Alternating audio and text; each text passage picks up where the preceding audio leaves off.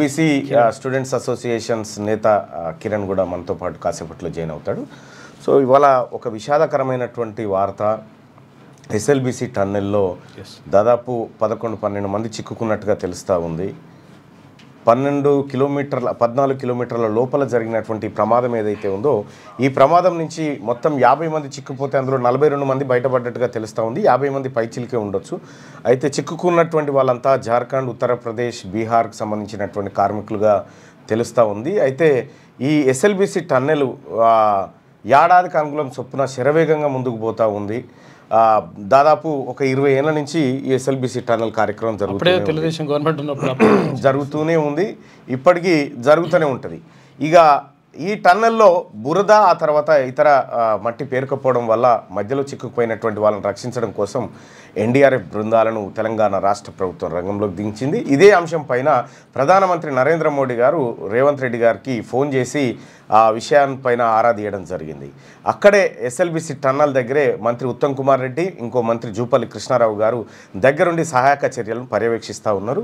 వాళ్ళు క్షేమంగా బయటికి రావాలని మనమందరం కూడా కోరుకుందాం. ఎవరికి ఎలాంటి అపాయం జరగొద్దని కోరుకుందాం. సో దీనిపైన ప్రత్యేక విచారణ చేపట్టాలని చెప్పి బీఆర్ఎస్ పార్టీ డిమాండ్ చేస్తూ ఉంది. సో సరే, ఘటన దురదృష్టకరం, జరగకూడదు, జరిగింది. ఎందుకంటే నత్తనడకన పనులు జాగి అసలు ఎస్ఎల్బీసీని ఎవడు పట్టించుకున్న పాపాన పోలే. అక్కడి నుంచి గెలిచినటువంటి కోమటిరెడ్డి వెంకటరెడ్డి కానీ ఆ జిల్లా మంత్రిగా ఉన్నప్పుడు ఎప్పుడు కూడా దాన్ని ఇక చేసేస్తాం అగ చేసేస్తామన్నారు, కానీ ఇవ్వని కాడు వదిలిపెట్టిపోయాడు. సో తద్వారా పనులు ఆలస్యం జరిగినాయి. ఆ పనులు ఆలస్యం కావడానికి తిలా పాపం తలా పిడికెడన్నట్టు అన్ని పార్టీలది పాత్ర ఉంది అందులో. ఇక్కడ బీఆర్ఎస్ పార్టీ రాష్ట్ర ప్రభుత్వం, తెలంగాణ ప్రభుత్వం ఓపెన్గా జరిగిన ఘటనను ప్రపంచం ముందు పెట్టింది. ప్రధానమంత్రికి కూడా దీనికి వివరాలు ఇచ్చేసింది. టన్నెల్లో చిక్కుకుపోయినటువంటి వాళ్ళను రక్షించడం కోసం తెలంగాణ రాష్ట్ర ప్రభుత్వం అనేక తన ప్రయత్నాలు చేస్తూ ఉంది. సో ఇది టన్నెల్లో జరిగినటువంటి ప్రమాదం. ఇదే బీఆర్ఎస్ పార్టీ నాయకులను అడుగుతా ఉన్నా, ఇల్లంతకుంట దగ్గర ప్యాకేజ్ నెంబర్ 9 అనుకుంటా, అందులో సొరంగం తవ్వకాల్లో బాంబ్ బ్లాస్టింగ్ చేస్తే 12 మంది తునాతునకలు అయిపోయారు బీహార్ వాళ్ళు. కనీసం బయటకు చెప్పలే విషయాలు. ఆడ సిరిసిల్ల ఎస్పీని కూర్చోబెట్టి మీడియాను దగ్గరికి రాకుండా ముద్దలు కట్టి, శరీరాలను ముద్దలు కట్టి 50,000 వేలు ఇచ్చి వాళ్ళ దగ్గర పంపింది నిజం కాదా? దీని మీద ఎంక్వైరీ జరగాల్సినటువంటి అవసరం లేదా? మీరు ప్రపంచానికే తెలియనియకుండా అది ఎవరిది? హిందూస్థానో ఏదో కంపెనీకి కాంట్రాక్ట్ ఉంటే దాన్ని సబ్ కాంట్రాక్ట్ కింద ప్రతిమా కంపెనీ తీసుకొని, ప్రతిమాకి ఎలాంటి అర్హత లేకుండా ప్రతిమ తీసుకొని బ్లాస్టింగ్ చేస్తే 12 మంది చనిపోయారు. 12 మంది తునాతునకలు అయితే ఇప్పటి వరకు అది ఎక్కడ చర్చలో లేదు. ఎవరికి కనీసం బయటకు కూడా రాలేదు ఇప్పటి వరకు. ముఖ్యమంత్రి గారు 12 ప్రాణాలు అక్కడ పోయినాయి. దాన్ని కప్పిపుచ్చి మాంసం ముద్దలు మూట కట్టి బీహార్, జార్ఖండ్కు తోలిచ్చింది ఇదే బీఆర్ఎస్ పార్టీ నాయకులు. ఆ రోజు ఇల్లంతకుంటలో జరిగినటువంటి ప్రమాదం ప్రపంచానికి తెలవకుండా పోలీస్ పహారాలోని మీడియా ఎవరిని పోకుండా అట్లా చేసిరు వీళ్ళంతా. వీళ్ళు దీని గురించి విచారణ చేయమని కోరుతూ ఉన్నారు. సిగ్గుండాలి ఏమన్నా కోరడానికి కూడా. మీరు చేసిన కార్యక్రమాలన్నీ అట్లా బడి ఉండగా ఇవాళ రాష్ట్ర ప్రభుత్వం క్లియర్గా తన ఎఫర్ట్ అంతా పెట్టి ఎస్ఎల్బీసీ టన్నెల్లో చిక్కుకుపోయిన వాళ్ళని బయటికి తీసుకురావడానికి తన ప్రయత్నం చేస్తూ ఉంటే బీఆర్ఎస్ పార్టీ దీన్ని కూడా రాజకీయం చేస్తూ ఉంది. నేను అడుగుతా కేసీఆర్ గారు, ఈ ఎస్ఎల్బీసీ టన్నెల్ ప్రమాదానికి కారణం మీరు కాదా? మీరు ఏం చెప్పారు? 2014 నల్లగొండ ఎన్జీ కాలేజీలో జరిగినటువంటి బీఆర్ఎస్ పార్టీ ఎలక్షన్ క్యాంపెయినింగ్ మీటింగ్లో మీరు చెప్పిన వర్డ్ మీకు గుర్తు చేస్తా ఉన్నా. ఎవడు ఆపుతాడో చూస్తా. ఎస్ఎల్బీసీ టన్నెల్ కాడ నేనే కుర్చేసుకొని కూర్చుంటా, టన్నెల్ పూర్తి చేస్తా, శ్రీశైలంకి వెళ్ళి నీళ్లు తెస్తా అని చెప్పినావు. చేసినావా? మరి చేయలేదే. 10 ఏళ్ళు అధికారంలో ఎందుకు చేయలే ఆ పని? నువ్వు చేసినంటే ఈ ప్రమాదం జరగకపోయేది కదా. అవసరమే రాకపోతే. సో ఎస్ఎల్బీసీ ప్రమాదానికి కూడా కారకుడు కేసీఆర్. వాస్తవం అది. మీరు చేసిన నిర్లక్ష్యమే. ఇవాళ ఇల్లంతకుంట కాడ జరిగినటువంటి ప్రమాదం ఏదైతే మీరు కప్పిపుచ్చడానికి ప్రాణాలనే మట్టిలో పోసిరు మీరు. ఇవాళ కాంగ్రెస్ పార్టీ ప్రభుత్వం రక్షించడానికి తన వంతు ప్రయత్నం చేస్తూ ఉందాడ. ఇంకా సిగ్గు లేకుండా దాన్ని రాజకీయం చేయాలనుకోవడం మీ దిగజారుడుతనానికి నిదర్శనం.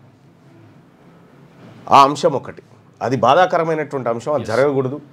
సో వాళ్ళందరూ క్షేమంగా బయటపడాలని కోరుకుంటూ ఉన్నాం. 12 కిలోమీటర్లు సొరంగంలో ట్రైన్ ద్వారా పోయి ఆ తర్వాత దిగి మళ్ళీ 2 కిలోమీటర్లు నడిస్తే ఆ ఘటనా స్థలం వస్తుంది. అది SLBC Srisailam left bank canal. అది అక్కడి నుంచి గ్రావిటీ ద్వారా వాటర్ తీసుకురావడానికి ఏది మన రిజర్వ్ ఫారెస్ట్ ఏదైతే ఉందో దాని లోపలికి ఏం తీసుకొచ్చినటువంటిది ఇదంతా. మరి కుర్చేసుకొని కూర్చొని కట్టిస్తా అన్న ప్రతిపక్ష నాయకుడు కనీసం ఎస్ఎల్బిసిలో జరిగినటువంటి ఘటన పైన విచారం అన్న వ్యక్తం చేసిండా? లేదంటే ఆ పార్టీ నాయకులన్నా ఎవరైనా పోయి ఆడ జరిగిన ఘటన పైన ఎవరైనా ఉన్నారా? ప్రతిపక్ష పార్టీకి బాధ్యత లేదా? కేవలం రాజకీయాలు మాత్రమే చేస్తుందా? రైట్, ఇదొక అంశం సోదరులారా. ఇది జరగకూడదు, కానీ జరిగింది. వాళ్ళందరూ క్షేమంగా రావాలని మనం అందరం కూడా కోరుకుందాం.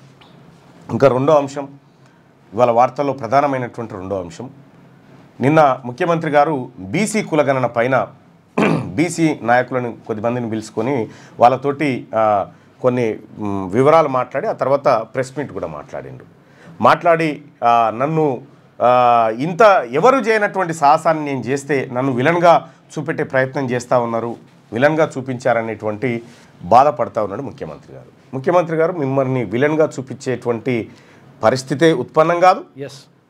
మీరు వాస్తవానికి స్వాతంత్రం వచ్చినప్పటి నుంచి ఇప్పటి వరకు ఏ ముఖ్యమంత్రి చేయనటువంటి కార్యక్రమాన్ని మొదలుపెట్టినారు. మంచి నిర్ణయం. ఆ విషయంలో బీసీలలో మీరు హీరోనే. ఎస్, నేనే చెప్పిన కొద్దిగా మీరు ఈ సర్వేని విజయవంతంగా దేశానికి ఆదర్శంగా తీర్చిదిద్దితే హెలికాప్టర్ తెచ్చి మీ ఇంటి మీద పూలు పోసిపోతామని చెప్పిన. కానీ మిమ్మల్ని విలన్గా చూపించాలనేటువంటి ఉద్దేశం ఎవరికి లేదు, ఉండదు కూడా. అయితే ఇక్కడ కుల సంఘాల నాయకులకు ఏది మన పార్టీ నాయకులకు అందరికీ చెప్తా ఉన్నారు ఏమని, సో ఎవరు చేయనటువంటి సాహసం మనం చేసినాం, మనం చేసింది యాక్యురేట్గా 100% కరెక్ట్ అనేటువంటి మాట చెప్తా ఉన్నారు. ముఖ్యమంత్రి గారు నా దగ్గర ఉండాల్సినటువంటి ఆధారాలన్నీ ఉన్నాయి, నా ఆధారాలు పక్కకు పెట్టు. కేసీఆర్ చేసినటువంటి దరిద్ర సర్వే, సమగ్ర కుటుంబ సర్వే లెక్కలు పక్కన పెట్టు. నిన్న మీరు మాట్లాడినటువంటి అంశాలే తీసుకుందాం సీఎం గారు. ఇది నేను కాకపోతే రేపు పొద్దుగాల ఇంకొక నాయకుడు Bharatiya Janata party, BRS party, లేకపోతే ఇంకో పార్టీ రేపు రాహుల్ గాంధీ గారిని వేలెత్తి చూపించేటువంటి పరిస్థితి వస్తుంది. అవకాశం ఉంటే సరిదిద్దుకుందాం.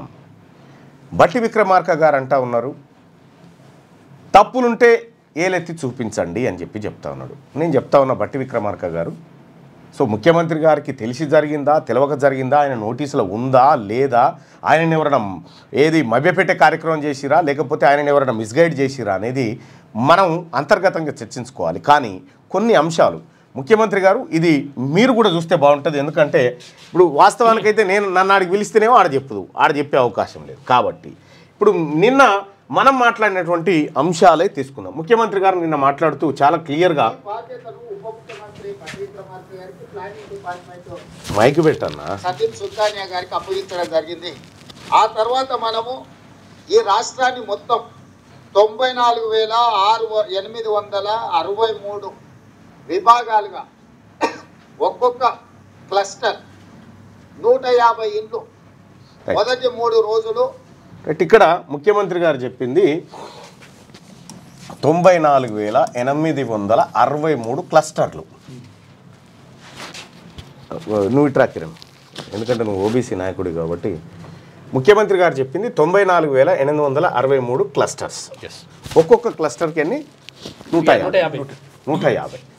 సో ఇన్ని క్లస్టర్లు, ఇంతమంది ఎమ్యునరేటర్లు, ఇంతమంది క్లస్టర్లుగా విభజించడం మొత్తం అన్ని ఇండ్లని. ఒక్కొక్క క్లస్టర్కు 150 ఇండ్లు. నువ్వు క్యాలిక్యులేట్ చేయి నీ ఫోన్లో.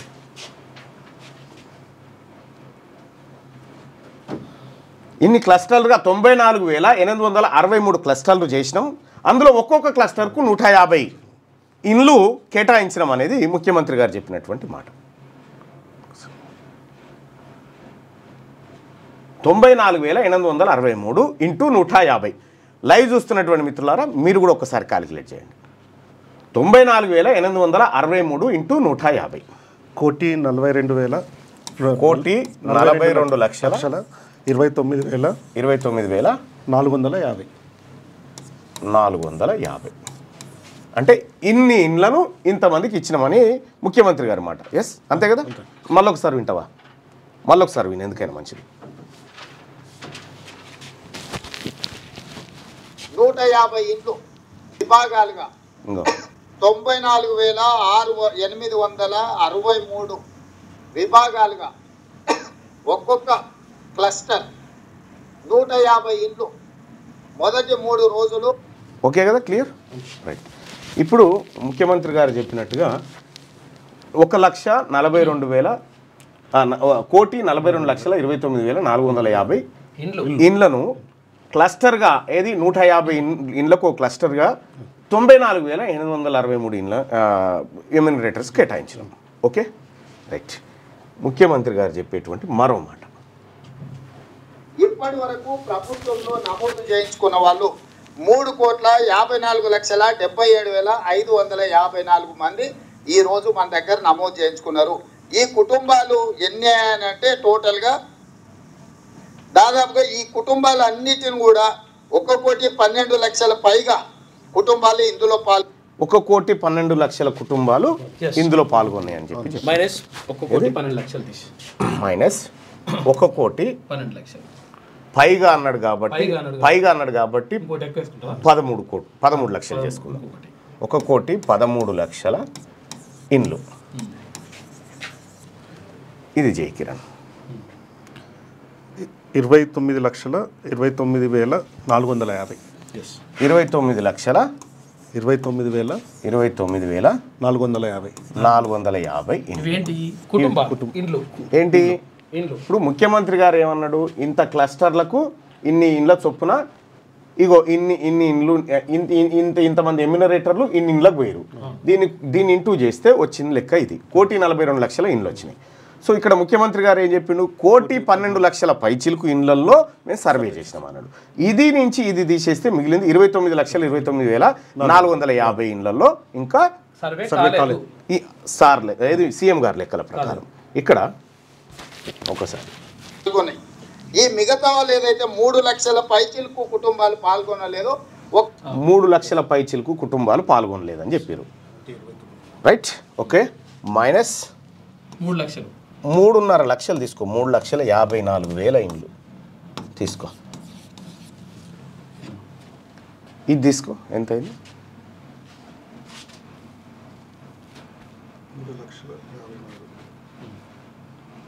25,75,450. ఈ ఇండ్లు ఎటు పోయినట్టు మరి? ఇవి ఎటు పోయినాయి? ఇప్పుడు ముఖ్యమంత్రి గారి లెక్కనే కదా, మనదైతే ఏం పర్సనల్ లెక్క లేదు కదా. ఆయన లెక్క ప్రకారమే. సో మన కాడ 1,42,29,450 ఇండ్లను 150 చొప్పున ఒక క్లస్టర్ చేసి 94,863 మందికి ఇచ్చినాం. సో ఇక్కడ ముఖ్యమంత్రి గారు చెప్పినటువంటి లెక్క 1,12,00,000 పైచిలకు అన్నాడు, 1,13,00,000 ఇండ్లలో చేసిరు అనుకుందాం. ఇంకా చేసుకోని వారి సంఖ్య కూడా చెప్పిండు, 3 లక్షల పైచిలకు అన్నాడు, 3,54,000 అని మనకున్నటువంటి లెక్క. సో ఇంకా 25,75,450 ఇండ్లు ఎక్కడ పోయినట్టు? రైట్, ఇది ఈ లెక్క పక్కకు పెడదాం, ఈ లెక్క పక్కకు పెడదాం. వన్స్ రెండో ఆప్షన్ తీసుకుందాం. రెండో ఆప్షన్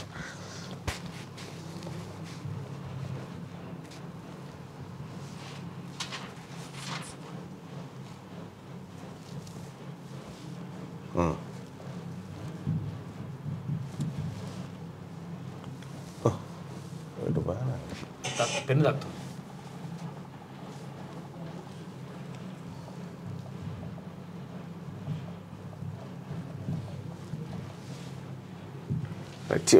కిరణ్ ఇక ఇవన్నీ వద్దు, ఇప్పుడు ముఖ్యమంత్రి గారు చెప్పినవద్దు.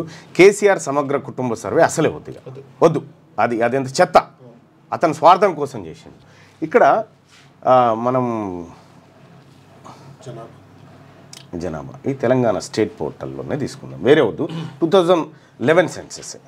2011లో హౌస్ హోల్డ్స్ ఎన్ని ఉన్నాయి? 83 lakhs. ఓకే,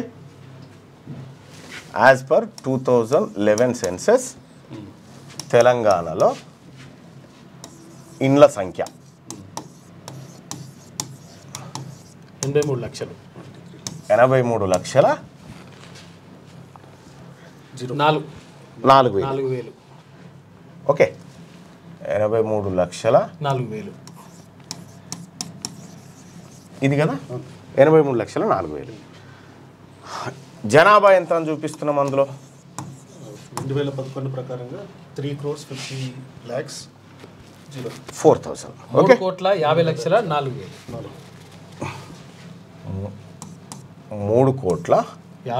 3,50,04,000 జనాభాగా మనం 2011 సెన్సెస్లో చూపిస్తూ ఉన్నాం.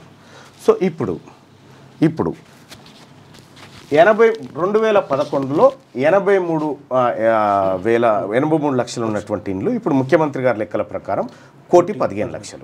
మిస్ అయిన ముఖ్యమంత్రి గారి లెక్కల ప్రకారమే ఆయన 1,12,00,000 పై చిలుకు చేసినాం, ఇంకో 3 లక్షల పై చిలుకు చేయలేదని చెప్పారు. కాబట్టి 1,15,00,000.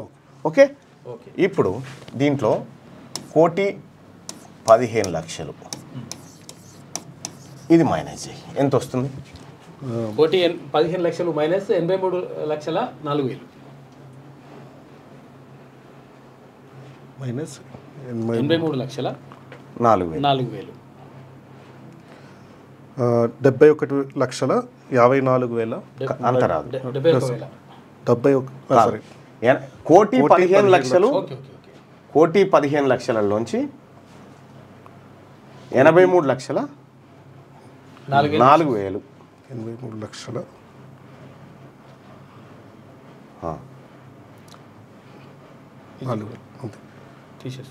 31,96,000 ఇక్కడ ఎంత వస్తుంది? 31,96,000. Okay, right. ఇప్పుడు 2011 నుంచి 2024 వరకు పెరిగిన ఇండ్ల సంఖ్య ఎంత?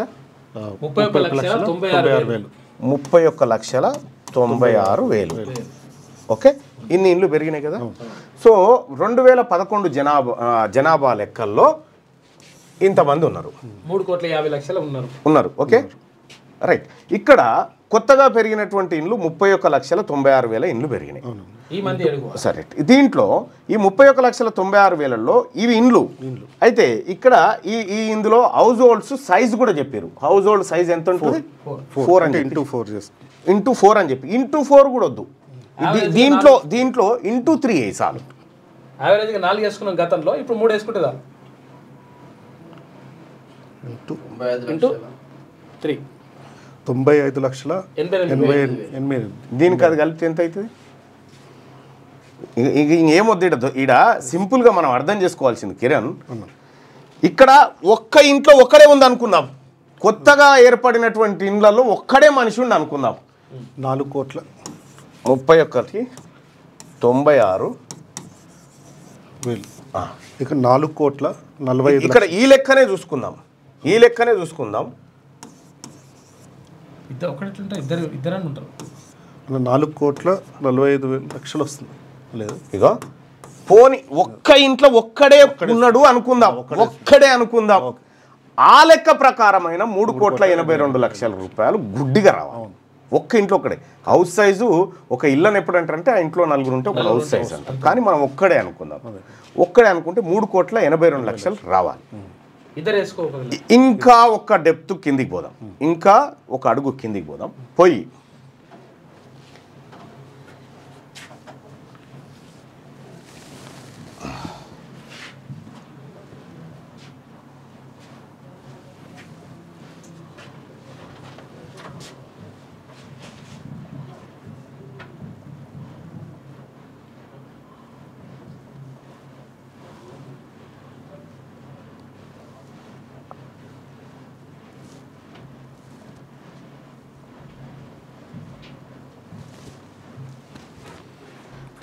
తెలంగాణలో 7 మండలాలను తీసుకుపోయి ఏపీలో కలపడం జరిగింది. కరెక్ట్. ఎస్, ఎప్పుడు అది 2014లో జరిగింది. ఇది మినిస్ట్రీ ఆఫ్ హోమ్ అఫైర్స్. దీంట్లో 7 మండలాలను తీసుకుపోయి మనం ఏపీలో కలపడం జరిగింది. ఆ మండలాలు వేలేర్పాడు ఫుల్ మండలం, ఆ తర్వాత కుకునూరు ఫుల్ మండలం, బూర్గంపాడు 18, మొత్తం సబ్ టోటల్ వచ్చేసి ఈ డివిజన్లో 59 గ్రామాలు. ఆ తర్వాత భద్రాచలం పార్షియల్గా, కూనవరం ఫుల్గా, చింతూరు ఫుల్గా, విఆర్పురం ఫుల్గా, సబ్ టోటల్ వచ్చేసి 281, మొత్తం వచ్చేసి 324. 324 రెవెన్యూ విలేజెస్ని అక్కడ ట్రాన్స్ఫర్ చేసినాం. సో దాని పాపులేషన్ వచ్చేసి 1,90,304. ఓకే,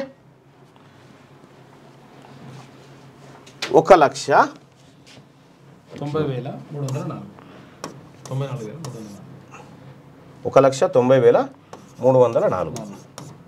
ఇది తీసే 7 మండల్స్ పోయినాయి కదా, అవి వదిలేయి. అది వదిలేస్తే కూడా 3,80,00,000 3,80,00,000 9,696 మధ్యలో 0 ఇప్పుడు 0.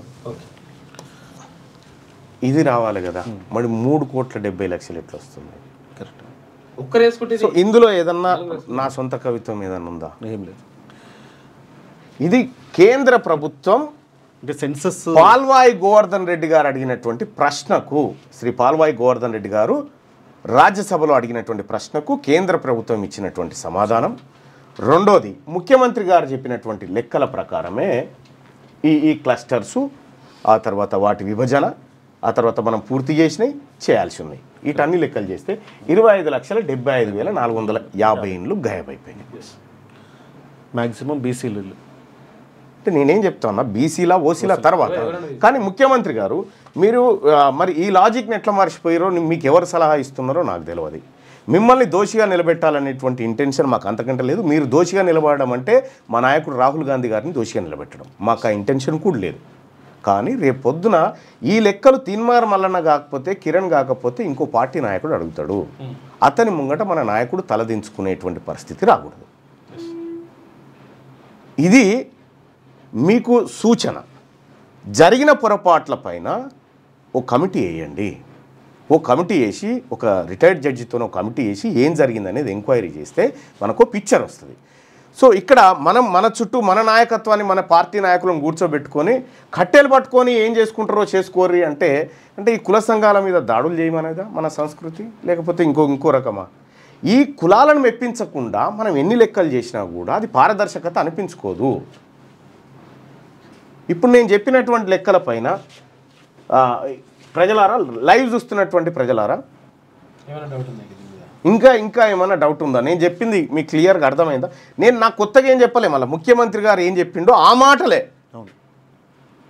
94,863 క్లస్టర్సు ఇంటూ 150, 1,42,00,000 ఇండ్లు వచ్చినాయి.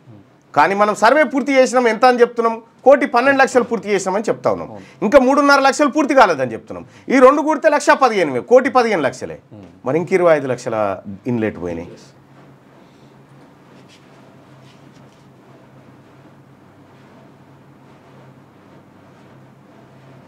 ఇంకేమన్నా డౌట్ ఉందా?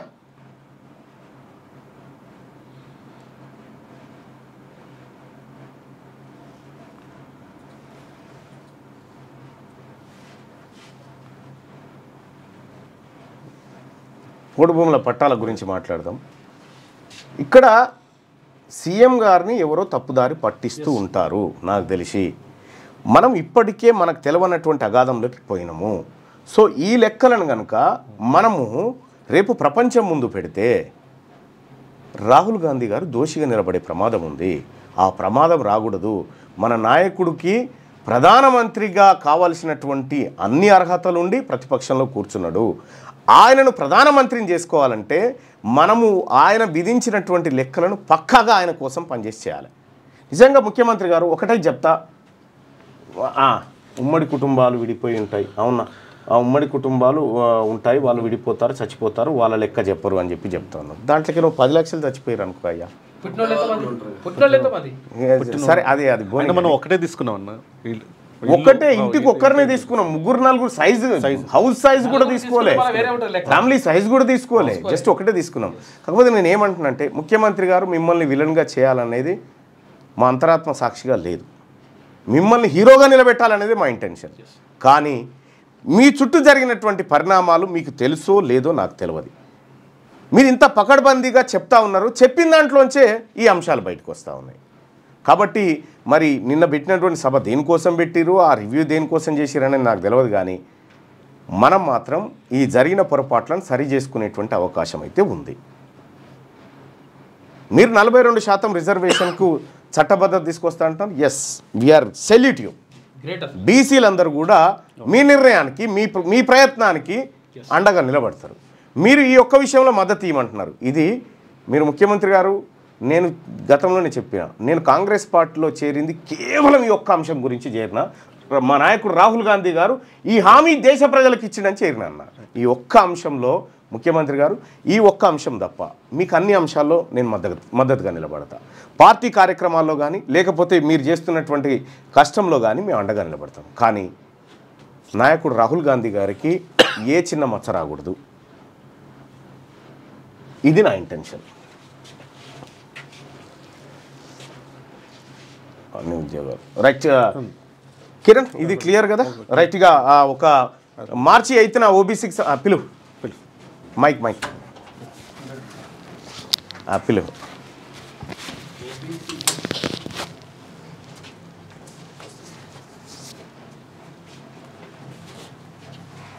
ఇప్పుడు ఓ రకమైనటువంటి కార్యక్రమం ఏంటంటే ఈ విధానంతో పోతే ఇలా తీన్మార్ మల్లన్న కాకపోతే నేనంటే మీ పార్టీ నాయకుడిని, మనమందరం ఒక పార్టీ కుటుంబ సభ్యులం కాబట్టి నేను ఓపెన్గా చెప్పగలుగుతా ఉన్నా. వేరే వాళ్ళకు మనం సమాధానం చెప్పుకోలేము, మన నాయకుడు చెప్పుకోలేడు. ఆ పరిస్థితి రాకూడదు. రండి భాయ్ సాబ్.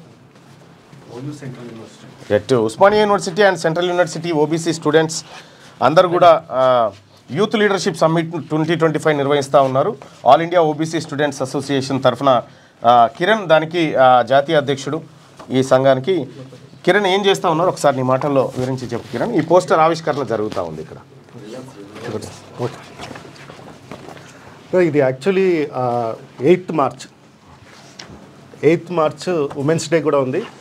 సెంట్రల్ యూనివర్సిటీలో మా పోరాటాల వల్ల ఒక పెద్ద ఆడిటోరియంకి సావిత్రిబాయి పూలే ఆడిటోరియం అని పెట్టారు. దాంతోపాటు ఎక్కడ సెంట్రల్ యూనివర్సిటీస్లో ఎక్కడ కూడా లేదు, ఓబీసీ గోల్డ్ మెడల్ కూడా ఇంట్రడ్యూస్ చేశారు మన పోరాటాల వల్ల. వీటన్నిటిని సెంట్రల్ యూనివర్సిటీ బేస్గా దేశవ్యాప్తంగా చేస్తున్నాం.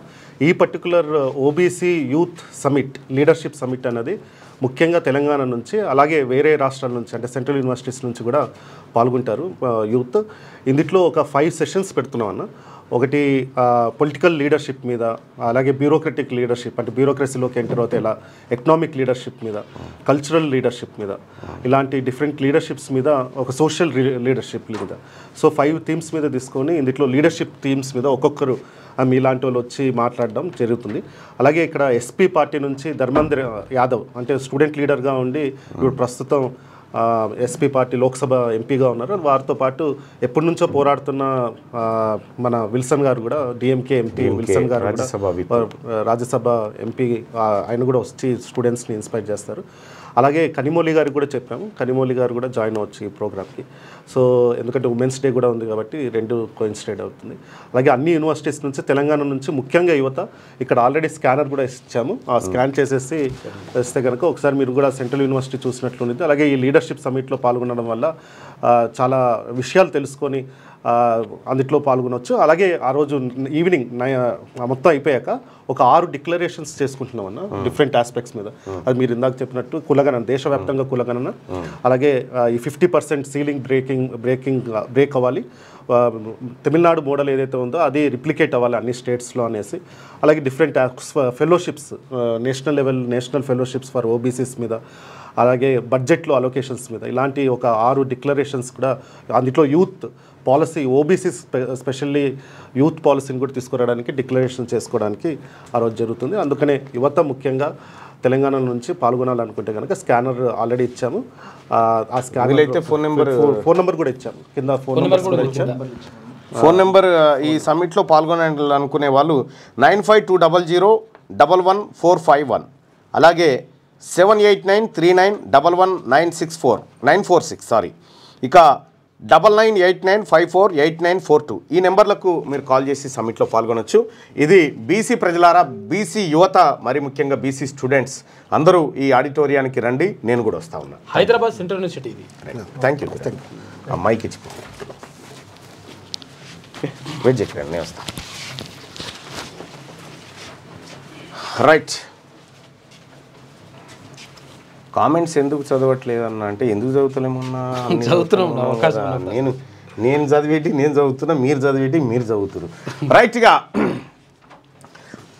వెలుగు దినపత్రికలో ఆ పవర్ఫుల్ ఫుడ్కు సంబంధించి ఇవాళ సప్లిమెంట్ ఉంది. ఇక అలాగే అంగన్వాడీలో 14,236 కొలువులు, 6,399 టీచర్లు, 7,837 హెల్పర్ పోస్టులు భర్తీ. ఎన్నికల కోడ్ ముగియగానే నోటిఫికేషన్ ఫైల్పై సంతకం చేసిన మంత్రి సీతక్క. తెలంగాణ వచ్చాక అంగన్వాడీలో తొలి నోటిఫికేషన్ ఏబోతా ఉంది. నిరుద్యోగులారా ఈ అవకాశాన్ని వాడుకోండి. అంగన్వాడీల్లో 14,236 పోస్టులను తెలంగాణ రాష్ట్ర ప్రభుత్వం భర్తీ చేయబోతా ఉంది. ఇక కులగణన పక్కాగా చేసినాం, చట్ట ప్రకారం అన్ని జాగ్రత్తలు తీసుకున్నాం, ప్రతిపక్షాల తప్పుడు ప్రచారం నమ్మొద్దు. కాంగ్రెస్ బీసీ ఎమ్మెల్యేలు ఎమ్మెల్సీలు నేతలతో సీఎం రేవంత్ రెడ్డి. బీసీ లీడర్లంతా ఐక్యంగా ఉండి రిజర్వేషన్లు సాధించుకోవాలి. సర్వేలో తప్పు ఎక్కడుందో బీఆర్ఎస్ బీజేపీ నేతలు చెప్పాలి. బట్టగాల్చి మీద వేస్తామంటే సహించేది లేదు. బ్లాక్ వైజ్గా అన్ని వివరాలు ప్రభుత్వం దగ్గర ఉన్నాయి. కోర్టు సమస్యలు రాకుండా పకడ్బందీగా చేపట్టినాం. కేసీఆర్ కేటీఆర్ హరీష్ ఎందుకు వివరాలు ఇస్తలే? వాళ్ళు జనాభా లెక్కల్లో లేరా? రెండో విడత పూర్తి కాగానే కులగణన నివేదికకు చట్టబద్ధత కల్పిస్తాం. బీసీలకు 42% రిజర్వేషన్ల కోసం అసెంబ్లీలో తీర్మానం చేసి కేంద్రానికి పంపుతామని ముఖ్యమంత్రి నిన్న వెల్లడించినటువంటి నిన్న ఆయన చేసినటువంటి వ్యాఖ్యలపైన ఇప్పటిదాకా మనం మాట్లాడుకున్నటువంటి అంశం. సో ఇక భవిష్యత్తులో చట్టపరమైన ఇబ్బందులు రాకుండా పక్కాగా కులగణన చేపట్టామని సీఎం రేవంత్ రెడ్డి తెలిపారు. ఇందులో ఎక్కడ తప్పు ఉందో చెప్పాలని బీఆర్ఎస్ బీజేపీ నేతలకు సవాల్ వేశారు. ఎక్కడ తప్పు ఉందో చూపెట్టాలని కేసీఆర్ కేటీఆర్ హరీష్ రావు బండి సంజయ్ కిషన్ రెడ్డికి సూటిగా సవాల్ విసురుతున్నా. ఉత్తగానే తప్పు అని చెప్తే కుదరదు అని అన్నారు. బీసీలకు ఫలాలు దక్కొద్దనే బీఆర్ఎస్ బీజేపీ నేతలు కులగణనపై కుట్ర పంతున్నాయని, ఇందులో భాగంగానే సర్వేను బుట్ట దాఖలు చేసేందుకు ప్రయత్నిస్తున్నారని ఆయన మండిపడ్డారు. ఎవరు అడ్డం పడినా బీసీల రిజర్వేషన్లు 42% పెంచేందుకు అసెంబ్లీలో తీర్మానం చేసి కేంద్రానికి పంపిస్తామని చెప్పారు. కులగణనపై ప్రతిపక్షాలు తప్పుడు ప్రచారాన్ని గట్టిగా తిప్పికొట్టాలని బీసీ నేతలకు ఆయన సూచించారు. కాంగ్రెస్ బీసీ ఎమ్మెల్యేలు ఎంపీలు కార్పొరేషన్ చైర్పర్సన్లు అలాగే నేతలతో శనివారం ప్రజాభవన్లో డిప్యూటీ సీఎం బట్టి విక్రమార్క మంత్రి పొన్నం ప్రభాకర్తో కలిసి సీఎం రేవంత్ రెడ్డి సమావేశమయ్యారు. ఈ సందర్భంగా ఆయన చేసినటువంటి వ్యాఖ్యలు, దానికి సంబంధించినటువంటి లెక్కలన్నీ ఇప్పటిదాకా మనం చూసుకున్నాం. రైట్గా టన్నెల్లో టెన్షన్. నాగర్ కర్నూలు జిల్లా దోమలపెంట వద్ద కూలిన ఎస్ఎల్బీసీ టన్నెల్ పైకప్పు.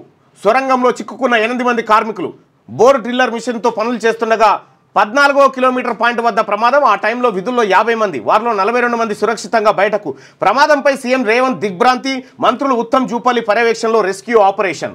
రంగంలోకి NDRF, SDRF, fire teams. Kilometre మేర నీళ్లు రాళ్లు బురద చేరడంతో సహాయ చర్యలకు ఆటంకం. టైం గడుస్తున్న కొద్దీ లోపల ఉన్న కార్మికుల క్షేమంపై ఆందోళన. నేడు సింగరేణి రెస్క్యూ టీం, ఆర్మీ కూడా టన్నెల్ వద్దకు చేరుకునే ఛాన్సు. సీఎంకు ప్రధాని మోడీ ఫోన్. ఘటనపై ఆరా తీసింది. Srisailam left bank canal SLBC tunnel 1లో ఘోర ప్రమాదం జరిగింది. శనివారం ఉదయం 9 గంటలకు టన్నెల్ ఎంట్రన్స్ నుంచి 14వ కిలోమీటర్ పాయింట్ నాగర్ కర్నూలు జిల్లా దోమలపెంట వద్ద సొరంగంలో బోర్ డ్రిల్లింగ్ మిషన్తో పనులు చేస్తుండగా ఒక్కసారిగా 3 మీటర్ల మేర పైకప్పు కూలిపోయింది. ఆ టైంలో ఇంజనీర్లు, ఆపరేటర్లు, కార్మికులు కలిసి 50 మంది టన్నెల్లో లోపల విధుల్లో ఉన్నారు. ప్రమాదం జరిగిన అనంతరం 42 మంది సురక్షితంగా బయటకు రాగా కూలిన ప్రాంతంలో టన్నెల్ బోర్ మిషన్ వద్ద ఉన్న 8 మంది కార్మికులు లోపలే చిక్కుకుపోయారు. ఆ ప్రాంతం అంతా మట్టి, రాళ్ళు, నీళ్లు, బురదతో నిండిపోయింది. వాళ్ళంతా క్షేమంగా బయటికి రావాలని మనసారా కోరుకుంటా ఉన్నాం. ఎందుకంటే వాళ్ళకి కూడా ప్రాణాలే, వాళ్ళు కూడా సురక్షితంగా బయటికి రావాలి. ఇటువంటి ఘటన జరగకూడదు. ఇది విషాదకరమైనటువంటి ఘటన. ఇక ఇయాలనే India Pak mega match. Cricket అభిమానులు ఆసక్తిగా ఎదురు చూస్తున్న ఆటకు సమయం ఆసన్నమైంది. ఐసీసీ ఛాంపియన్స్ ట్రోఫీలో ఇండియా పాకిస్తాన్ మధ్య దుబాయ్ గడ్డపై ఆదివారం మెగా బ్లాక్ బస్టర్ మ్యాచ్ జరగనుంది. దుబాయ్ వేదికగా ఇవాళ ఇండియా పాకిస్తాన్ మధ్య ఛాంపియన్ ట్రోఫీలో భాగంగా మ్యాచ్ జరగబోతా ఉంది. మధ్యాహ్నం 2:30 గంటలకు ప్రారంభమయ్యేటువంటి ఈ మ్యాచ్ పైన ఇరు దేశాలే కాదు ప్రపంచమంతా ఆసక్తిగా చూస్తూ ఉంటుంది. ఈ మ్యాచ్ పైన పౌడర్ పాలు వికటించి కవలలు మృతి. పౌడర్ పాలు వికటించి కవలలు చనిపోయారు. భూపాలపల్లి జిల్లా గొల్లపల్లికి చెందిన అశోక్ లాస్య దంపతులకు 4 నెలల క్రితం కవలలు ఆడ మగ పిల్లలు పుట్టారు. అయితే వీరికి తల్లిపాలు సరిపోక డబ్బా పాలు పట్టిస్తున్నారు. శనివారం ఇద్దరికి పాలు పట్టించాక అపస్మారక స్థితికి చేరుకొని మృతి చెందారని పేరెంట్స్ చెప్పారు. పౌడర్ పాలు దాపిస్తే పిల్లలు చచ్చిపోయారట. పాలు కక్కకుండా చచ్చిపోయారు ఇద్దరు. సో దానికి సంబంధించి ఈ భూపాలపల్లిలో జరిగిన గొల్లపల్లి. సో నేను మా రవికి చెప్తా ఉన్నా, రవి అసలు ఆ పాలు ఏంటి, ఆ పాల ప్యాకెట్ ఏంది, ఏం పాలు, అవి ఏమైనా ఎక్స్పైరీ అయినా ఒకసారి దాన్ని ఎంక్వైరీ చేయండి. ఎందుకంటే పసిపిల్లల ప్రాణాలు పోయినాయి పాలు తాగితే. మరీ దారుణం. అసలు తాగింది పాలు కాదు, విషం అంతే. ఘోరం ఇది. కూరగాయల్లో ప్రమాదకర బ్యాక్టీరియా, ఇక యాంటీబయాటిక్స్ అవశేషాలు కూడా.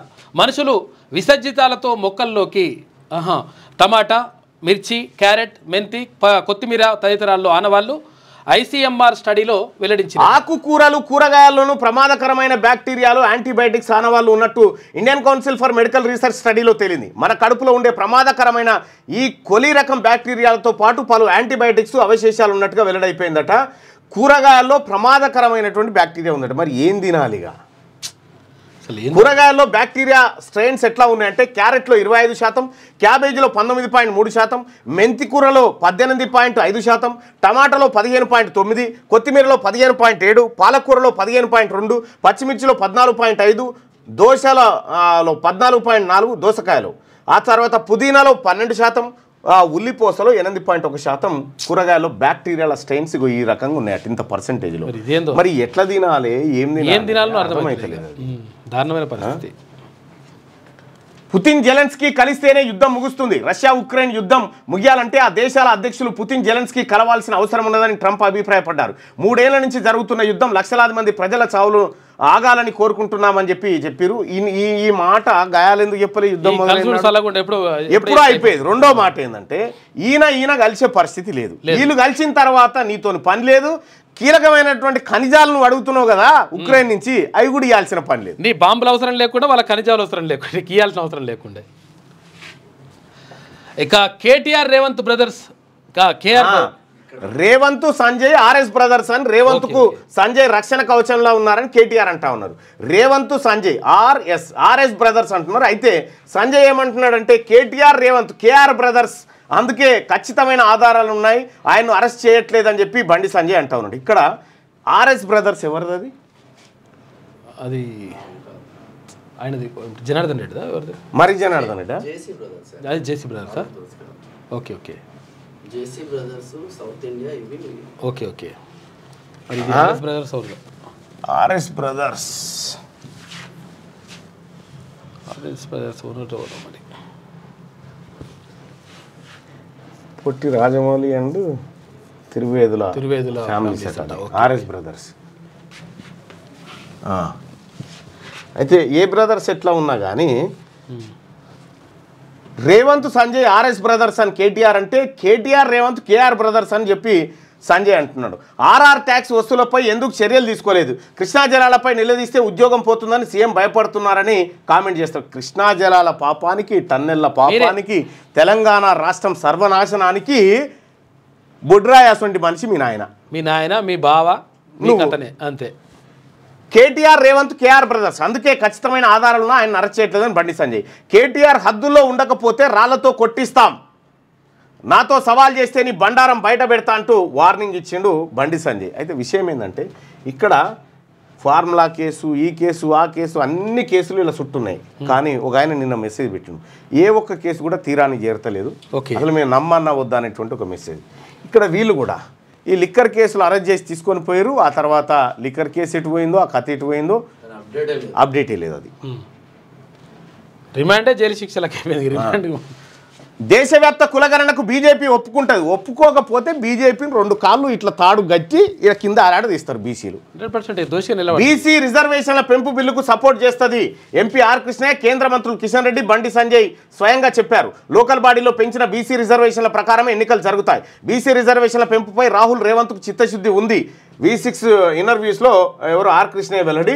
దేశవ్యాప్త కులగణనకు బీజేపీ ఒప్పుకుంటది, ఒప్పుకోకపోతే బీజేపీ నాశనం తప్పని పరిస్థితి. ఇది రాహుల్ గాంధీ గారు ఈ ప్రపంచానికి పరిచయం చేసిన వర్డ్. అది దీన్ని అధిగమించడానికి ఇంకొక అడుగు ముందు, ఇటీవల కాలంలో ఇంకొక అడుగు ముందుకేసి బీజేపీలో ఏం చేస్తారంటే, అంటే ఈ కులగణన కాదు, ఏది ఇప్పుడు ఇది రిజర్వేషన్ ఉంది కదా, చట్టసభల్లో రిజర్వేషన్ తీసుకొచ్చే ప్రయత్నం కూడా చేస్తారనేది ఒకటి ఉన్నది. నిజంగా చేస్తే చాలా మంచి పరిణామం. కంటిపాపకు ఫోన్ ముప్పు, పిల్లల్లో పెరుగుతున్న కంటి సంబంధ సమస్యలు. 90,000 మందికి పైగా పిల్లలు ఐ ప్రాబ్లమ్స్తో బాధపడుతున్నట్టు RBSK సర్వేలో వెల్లడి. బోర్డుపై రాసిన అక్షరాలు కనిపించక ఇబ్బందులు, స్క్రీన్ టైం పెరగడమే కారణమంటున్న డాక్టర్లు. పిల్లల్లో ఐ బ్లింకింగ్ రేట్ పెంచాలని సలహానట. నిత్యం ఫోన్కు అతుక్కుపోయే పిల్లల్లో కంటి సమస్యలు పెరుగుతున్నాయి. రాష్ట్రీయ బాల స్వాస్థ్య కార్యక్రమంలో భాగంగా ప్రభుత్వ పాఠశాలలో 2 దఫాలుగా నిర్వహించిన పరీక్షల్లో సుమారు 90,000 మంది పిల్లలు ఐ ప్రాబ్లమ్స్తో బాధపడుతున్నట్టు తేలింది. చాలామంది పిల్లలకు బోర్డుపై అక్షరాలు కనిపించక నోట్ చేసుకోలేకపోతున్నారని, పుస్తకాన్ని కళ్ళకు దగ్గరగా పెట్టుకుని చదువుతున్నారని గుర్తించారు. పిల్లలని దృష్టిలోపం వారి చదువులపై ప్రభావం చూపుతుంది. ఇక నేను పొద్దున్నే నేను ఎప్పుడు 4:30కి నిద్రలేస్తా. నేను లేచి వార్మప్ చేద్దామని ఆ టీవీ ముంగట అది ఒక ఎక్సర్సైజ్ ఉంటుంది అక్కడ కూర్చున్నా. మా పాప లేచి వచ్చింది. ఓకే. ఎవరు? పెద్ద పాప. డాడీ నేను వస్తా అంటే నేను పక్క ఇట్లా చేయి బిడ్డ అని చూపిస్తుంటే పేపర్ చదువుతున్నా నేను టీవీ స్క్రీన్లో. చదువుతుంటే ఇది వచ్చింది, కంటి పాపకు ఫోన్ ముప్పు అని నా బిడ్డకి చెప్తా ఉన్నా. ఫోన్ చూస్తే ఇక కళ్ళు పోతాయట చూడు అని చెప్పిన. అంటే ఇట్లా చూసింది అని ఇట్లా నలుసుకుంటుంది. అంటే ఈమె కూడా ఫోన్ చూస్తుంది. అవును. ఇప్పుడు చెప్పిన ఫోన్ కావాలంటే వద్దు, ఇప్పుడు ఫోన్ కావాలంటే వద్దు అంటుంది. పిల్లలు ఫోన్కు మస్తు అడిక్ట్ అయిపోయినారు. చాలా జాగ్రత్తగా ఉన్నట్టుండి కోపం, సూసైడ్ ఆలోచనలు కూడా వస్తాయట. ఫోన్లతో పిల్లల్లో విపరీత ప్రవర్తన సెపియన్స్ ల్యాబ్ స్టడీలో వెళ్ళడట. ఉన్నట్టుండి కోపం వచ్చి సూసైడ్ అటెంప్ట్స్ కూడా చేస్తూ ఉంటారట ఈ ఫోన్లు చేయంగా పిల్లలు. ఇక పిఎం ప్రిన్సిపల్ సెక్రటరీగా శక్తికాంత దాస్, ప్రధాని నరేంద్ర మోడీ ప్రిన్సిపల్ సెక్రటరీగా ఆర్బీఐ మాజీ గవర్నర్ శక్తికాంత దాస్ నియమితులయ్యారు. ఈ మేర కేబినెట్ అపాయింట్మెంట్స్ కమిటీ శనివారం ఉత్తర్వులు జారీ చేసిందట. ఆర్బీఐ మాజీ గవర్నర్ను పిఎం సెక్రటరీగా పెట్టిన. ఆంధ్రజ్యోతి వివరాలు చూద్దాం. కులగణన తప్పెట్లా? ఏ ఇంట్లో తప్పు రాసుకొచ్చారో చూపండి. కేసీఆర్, కిషన్ రెడ్డిలకు సీఎం సవాల్. ఇక కులగణన వద్దంటూ నాపై ఎన్నో ఒత్తిళ్లు. పారదర్శకంగా కులగణన, మనం తెలిసిన లెక్క 100% పక్కా. సర్వేలో పాల్గొనకుండా ఫామ్ హౌస్లో ఉన్నోడు మంచోడైండు, నన్ను విలన్ చేశారు. చిన్న చిన్న తప్పులంటూ పార్టీ నేతలు మాట్లాడొద్దు. అయితే కులగణన డాక్యుమెంట్కు బీసీ నేతలు ఓనర్షిప్ తీసుకోవాలి. మార్చి 10లోగా కులాల వారీగా భేటీల్లో లెక్క పక్కా అని తీర్మానం చేయాలి. బీసీలకు ఇదే బైబిల్, భగవద్గీత. ఇది అజంప్షన్ అవుతుంది. మీరు ఒప్పించి ఇప్పుడు మన పార్టీ కార్యకర్తలు మనది ఒప్పుకోకపోతే ఎవరు ఒప్పుకుంటారు? కానీ బయట ఉన్నటువంటి ఇంటెలెక్చువల్ బీసీ గ్రూప్ ఏదైతే ఉందో వాళ్ళని ఒప్పించే విధంగా ఈ సర్వే ఉండాలి. దానికోసం నిర్ణయాలు తీసుకుంటారు. చేస్తున్న పని మంచిది. మార్చి 10లోగా కులాల వారీగా భేటీలో లెక్క పక్కా అని తీర్మానం చేయాలి. లెక్క పక్కా అని ఎట్లా చేస్తాము? పక్కా అయితే చేస్తారు తీర్మానం. బీసీలకు ఇదే బైబిల్, భగవద్గీత, ఖురాన్. కాంగ్రెస్ బీసీ నేతలతో రేవంత్ రెడ్డి గారు నిన్న చెప్పినటువంటి మాట. కరెక్ట్గా చేస్తే అదే అవుతుంది. ఇగో నేనేమంటున్నానంటే మీరు ఏదో చిన్న ప్రయత్నం చేసిరు, సరే అది ఏ ముహూర్తాన్ని మొదలు పెట్టిరో దానికి అన్ని ఆటంకాలు తగిలినాయి. అధికారులు లేకపోతే ఎవరో చేసిరో కానీ అది స్వర్ణ విమాన గోపురం నేడు ప్రారంభం. యాదగిరిగుట్టకు సీఎం రేవంత్. ఇవాళ మేమందరం కూడా యాదగిరిగుట్ట పోతా ఉన్నాం. ముఖ్యమంత్రి గారు అలాగే అందరూ కూడా అక్కడికి వస్తూ ఉన్నారు. 14,236 అంగన్వాడీ పోస్టుల భర్తీ. ఫైల్పై మంత్రి సీతక్క సంతకం. కోడి ముయ్యగానే నోటిఫికేషన్లు. ఇక టన్నెల్లో ప్రాణాలు కూలిన ఎస్ఎల్బీసీ సొరంగం. చిక్కుకుపోయిన 8 మంది కార్మికులు, ఉద్యోగులు. టీబీఎం తవ్వకం జరుపుతుండగా కూలిన పైకప్పు. ప్రాణాలతో బయటపడ్డ 46 మంది సిబ్బంది. సొరంగంలోకి 8 మీటర్ల మేర చేరిన నీళ్లు, రాళ్లు. 124 మీటర్ల దూరం వరకు ఊడిపడిన పెచ్చులు. నాగర్ కర్నూలు జిల్లా దోమలపేంట సమీపంలో టన్నెల్ ఇన్లెట్ వైపు 14వ కిలోమీటర్ వద్ద ఘటన. సహాయక చర్యలు ప్రారంభం. టన్నెల్లోకి ఆక్సిజన్ చిక్కుకున్న వారిని కాపాడాలని సీఎం రేవంత్ ఆదేశం. బాధిత కుటుంబాలకు అండగా ఉంటామని హామీ. సంఘటనా స్థలానికి మంత్రులు ఉత్తమ్ జూపల్లి, రంగంలోకి ఎన్డీఆర్ఎఫ్, ఎస్డీఆర్ఎఫ్ బృందాలు. సీఎం రేవంత్కు ప్రధాని నరేంద్ర మోడీ ఫోన్. అన్ని విధాలా సహకారం అందిస్తామని భరోసా. ఆ 8 మందిని కాపాడుతామని మంత్రి ఉత్తమ్. ఘటనపై కేంద్ర మంత్రి కిషన్ రెడ్డి దిగ్భ్రాంతి. ఎన్డీఆర్ఎఫ్ బలగాలను పంపాలని షాకు విజ్ఞప్తి చేసిండు. సో ఇది బాధాకరమైనటువంటి విషయం. నిర్లక్ష్యమే కారణమా? గతంలోనూ ఊట నీరుతో పనులకు బ్రేక్ పడ్డది. ఇక 10 రోజుల క్రితమే పరిశీలించిన జిఎస్ఐ. ఇక ఓకే అన్నాకే 4 రోజుల క్రితం ప్రారంభం. 10 మీటర్లైన తవ్వక ముందే ప్రమాదం జరిగింది. శ్రీశైలం ఎఫ్ఆర్ఎల్ కంటే దిగువకు టన్నెల్ తరచూ ఊట నీరు వచ్చే ఛాన్స్ ఉంటుందంట. జిఎస్ఐ అనుమతి ఎలా ఇచ్చింది? ఎస్ఎల్బీసీకి ఆది నుంచి ఆటంకాలు అంటూ ప్రత్యేక కథనాన్ని ఆంధ్రజ్యోతిలో మనం చూడొచ్చు 13వ పేజీలో. ఇక యాదాద్రి జిల్లాలో బర్డ్ ఫ్లూ. రాష్ట్రంలో తొలి బర్డ్ ఫ్లూ కేసు. సామ్లవారి లింగోటంలో 5,000 కోళ్ల మృత్యువాత. మరో 9,000 కోళ్ల పూడ్చివేత. చౌటుప్పల్లో 2,000 నాటుకోళ్ల మృతి. బర్డ్ ఫ్లూ కాదన్న వైద్యులు. నేలపట్లలో మృతి చెందిన కోళ్లట. బర్డ్ ఫ్లూ యాదాద్రి భువనగిరి జిల్లాలో కోళ్లకు వచ్చిందని చెప్తా ఉన్నారు. ఇక కొద్ది రోజులు చికెన్కి దూరంగా తినకండి. ఇక 4 నెలల కవలలు మృతి. నిద్రపుచ్చాక ముక్కులోంచి పాలు. పరిస్థితి విషయము. ఆసుపత్రికి వెళ్లేలో మృతి. భూపాలపల్లిలో విషాదం. పాల పౌడరే కారణం అంటున్న కుటుంబ సభ్యులు. పాలపొడి డబ్బాను చూపుతున్న చిన్నారుల తల్లి అట. బ్లర్ ఎందుకు చేసిన పాలపొడి డబ్బాను? అది అందుకోసం. టీచర్ కొట్టాడని పాఠశాల భవనంపై నుంచి దూకి 13 ఏళ్ల విద్యార్థి ఆత్మహత్య. ఉప్పల్లో ఘటన. సీసీ కెమెరాను పట్టుకున్నందుకు పీఈటీ చెంపదెబ్బ. 4వ అంతస్తు నుంచి దూకిన విద్యార్థి. నడి రోడ్డుపై కన్నతండ్రిని చంపిన కొడుకట. హైదరాబాద్లోని కుషాగూడలో ఘటన జరిగింది. ఏంది చిన్న చిన్న విషయాలకి ఇది ఏంది అసలు? అది అప్పుడు కోదండం వేసి కొడుతుండేనట టీచర్లు. ఇప్పుడు కనీసం తిడితే వాడికి ఇట్లా అంటే పరిశాన్ ఉన్నది. ఇప్పుడు టీచర్లకు మస్తు రేవంత్ చర్చకు సిద్ధమా? కేంద్రం నిధులు రాష్ట్ర అభివృద్ధితో పాటు 6 గ్యారంటీలు అవినీతి పైన మాట్లాడదాం. కేసుల్లో అరెస్టు చేయకుండా రాజీ కోసం కాంగ్రెస్ ఢిల్లీ పెద్దల కేసీఆర్ ముడుపులు. 5 మంత్రుల ఆధిపత్యం, 15% కమిషన్ లేనిదే నిధులు ఇవ్వడం లేదని చెప్పి బండి సంజయ్ ఆరోపణ ఉంటే, ఇక పట్టభద్రుల హోరాహోరీ సిట్టింగ్ స్థానాన్ని దక్కించుకోవాలని సర్వశక్తులు ఒడ్డుతున్న కాంగ్రెస్, ఎలాగైనా సత్తా చాటాలన్న పట్టుదలతో బీజేపీ, బీసీ నినాదంతో దూసుకెళ్తున్న బీఎస్పీ అభ్యర్థి త్రిముఖ పోరుగా మారడంతో సర్వత్రా ఉత్కంఠ. మరో 2 రోజుల్లో ముగియనున్న ప్రచారం. ప్రజలారా, ఇక్కడ పోల్ పెడతా ఉన్నా. కరీంనగర్ పట్టభద్రులకు సంబంధించి 3 అభ్యర్థులు ప్రధానంగా కనిపిస్తూ ఉన్నారు. ఒకటి అంజిరెడ్డి, రెండోది ఆల్ఫోర్స్ నరేందర్ రెడ్డి, ఆ తర్వాత ప్రసన్న హరికృష్ణ. మీ అభిప్రాయం ఏందో తెలియజేయండి. ఇందులో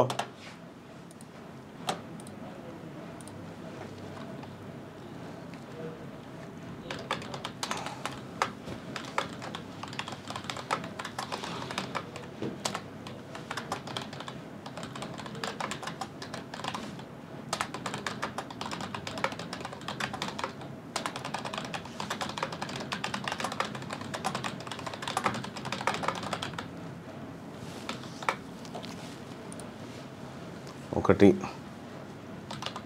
అంజిరెడ్డి బీజేపీ,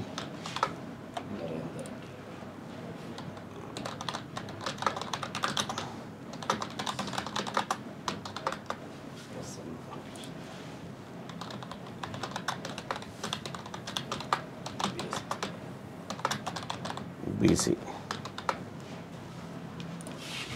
రైట్, మీ అభిప్రాయాన్ని తెలియజేయండి. ఆదిలాబాద్, మెదక్, నిజామాబాద్, కరీంనగర్ పట్టభద్రుల ఎమ్మెల్సీ ఎన్నికల్లో ఎవరు గెలిచే ఛాన్స్ ఉంది?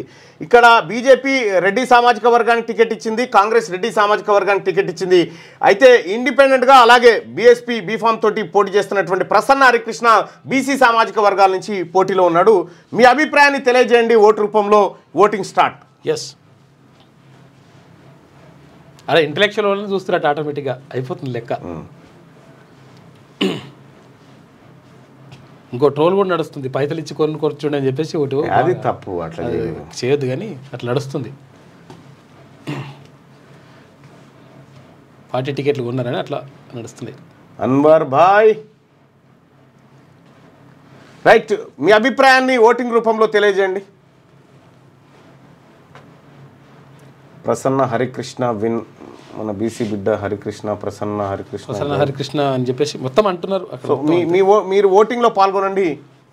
శాంపిల్గా 1000 ఓట్లని చూద్దాం. ముదిరాజులను బీసీ-డి నుంచి ఏలో చేర్చడానికి తీవ్రంగా వ్యతిరేకిస్తున్నాం. బీసీఏ విద్యార్థులు మంగళ చాకలి బోయ బెస్త పదిలో చాలా నష్టపోతాం. జాగో బీసీఏ అని చెప్పి చెప్తా ఉన్నారు. BC yes 100%. Pulipati Madhu yes 100% అంటున్నారు. దేనికోసం? ప్రసన్న హరికృష్ణ అంటున్నారు మొత్తం. అక్కడ నేను మొన్న కరీంనగర్ వెళ్తే కూడా అదే అంటున్నారు. మీ అభిప్రాయం ఓటింగ్ రూపంలో తెలియజేయండి ప్రజలారా. ఎందుకంటే ఈ ఓటింగ్ నిజంగా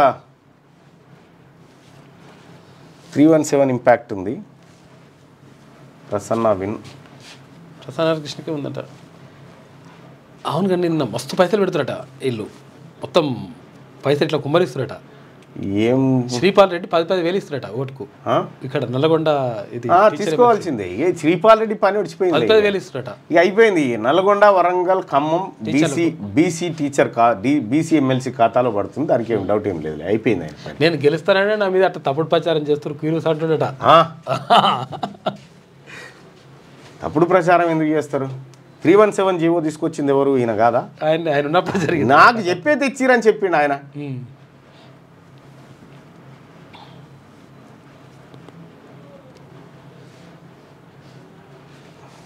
రైట్, 1000 ఓట్లను చూద్దాం. 1000 ఓట్లలో మన అభిప్రాయం చూద్దాం. నేను కాంగ్రెస్ పార్టీ నాయకుని కాబట్టి మా నాయకుడు గెలవాలన్న ఆశ నాకు ఉంటుంది కానీ ఆడ పరిస్థితి కానీ వాస్తవానికి ఇక్కడ పరిస్థితులు మాత్రం అట్లా కనిపించట్లేదు. సో పట్టభద్రుల ఆదిలాబాద్, మెదక్, నిజామాబాద్, కరీంనగర్ పట్టభద్రుల ఎమ్మెల్సీ ఎన్నికల్లో ఎవరు గెలిచే ఛాన్స్ ఉందంటే ప్రసన్న హరికృష్ణ గెలిచే ఛాన్స్ ఉందని చెప్పి 170% మంది అభిప్రాయపడతా ఉంటే, నరేందర్ రెడ్డి గెలిచే ఛాన్స్ ఉందని చెప్పి 17% మంది, అంజిరెడ్డి గెలిచే ఛాన్స్ ఉందని చెప్పి 13% మంది అభిప్రాయపడతా ఉన్నారు. అయితే ఇందులో పాల్గొన్న వాళ్ళు అందరూ ఓటర్లని నేను చెప్పడానికి కూడా లేదు. సో ఇక్కడ లైవ్ చూస్తున్నటువంటి వాళ్ళ అభిప్రాయమే 169% మంది ప్రసన్న హరికృష్ణ గెలిచేటువంటి ఛాన్స్ ఉందని చెప్తా ఉన్నారు. ఈ పోలు కంటిన్యూగా కొనసాగుతుంది. ఈ పోలింగ్ లో పాల్గొనవలసినటువంటి వాళ్ళు పాల్గొనాల్సిందిగా రిక్వెస్ట్ చేస్తా ఉన్నాం. ఇక హరికృష్ణకే ఉందంట అసలు యాక్చువల్గా నిజంగా కూడా ఇది పట్టభద్రులకు సంబంధించి రిపోర్ట్ తీసుకున్నా. వికటించిన వీధి నాటకం జాతీయ స్థాయిలో ఎన్డీఏకు పోటీగా రూపుదిద్దుకున్న ఇండియా కూటమి ఉనికి ప్రశ్నార్థకంగా మారింది. ఇండియా కూటమిలో బలంగా కనిపించిన కేజ్రీవాల్ ఢిల్లీ ఎన్నికల్లో ఓటమి పాలనతో భారతీయ జనతా పార్టీని ఇప్పుడు ఢీకొనగల నాయకులు జాతీయ స్థాయిలో కొరవడ్డారు. పశ్చిమ బెంగాల్ ముఖ్యమంత్రి మమతా బెనర్జీ, తమిళనాడు ముఖ్యమంత్రి స్టాలిన్ తమ రాష్ట్రాల్లో బలంగా ఉన్నప్పటికీ జాతీయ స్థాయిలో ప్రభావం చూపగల నాయకులు కాదు.